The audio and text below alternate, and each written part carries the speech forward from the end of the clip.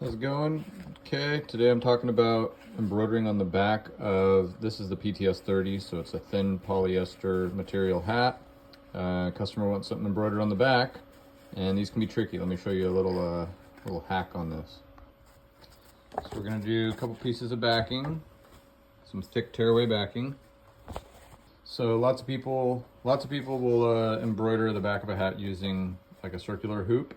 I like to just keep it on my cap driver, my hat hoop. And let me show you something here.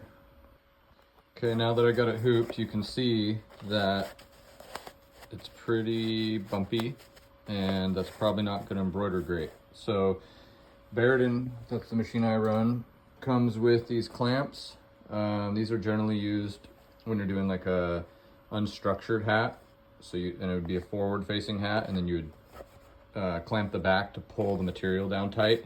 Can't do that with the hat on backwards. So let me show you what we do.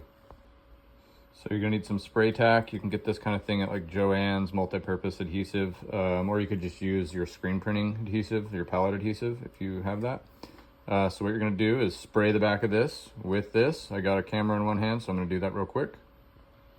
Okay, so I've misted this with some adhesive. You can see I kind of put a lot there and there. That's not necessarily a great thing because the polyester material will absorb that and you'll see the adhesive on the outside of the hat. So I'm gonna actually mist that one again, so that's important, as it's a light mist. So let me do that real quick. Okay, so we got our light mist on there. Now I'm gonna go ahead and hoop the hat just like I had done before. Let me see if I can set this camera up for you. Okay, so I'm actually gonna pull this out of this little notch on the hoop. And we're just gonna try to get this to line up with roughly the end of the hat. I did a decent job there, so we'll just run with that. Then we'll hoop it like I did before, pushing the material flat, bring our hoop around. There are adjustments on the side of these hat hoops, 2 screws. You can loosen the screw and adjust the tightness. You do want it tighter when you're doing the back of a hat with this method. Okay, so there it is. Nice, smooth, flat. Just how we want it. Okay, we got a nice smooth surface to work with. Now we're gonna rock and roll.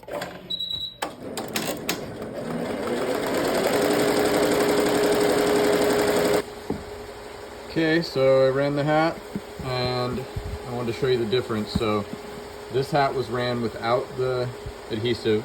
It was just regular backing. You can see that it kind of bent up there and there. You might also notice the edge stitch, the underlay. This was an edge run. It's poking out a bit because the material is moving slightly. So there's that, definitely passable. Not great, but passable.